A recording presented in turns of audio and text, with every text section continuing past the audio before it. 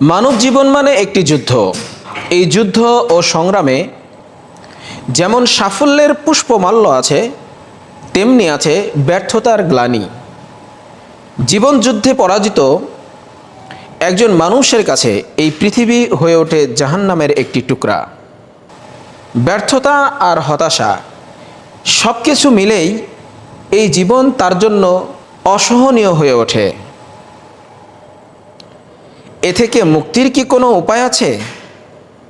নিশ্চয়ই আছে। মহান আল্লাহ রব্বুল আলামিন আমাদের জীবন দিয়েছেন।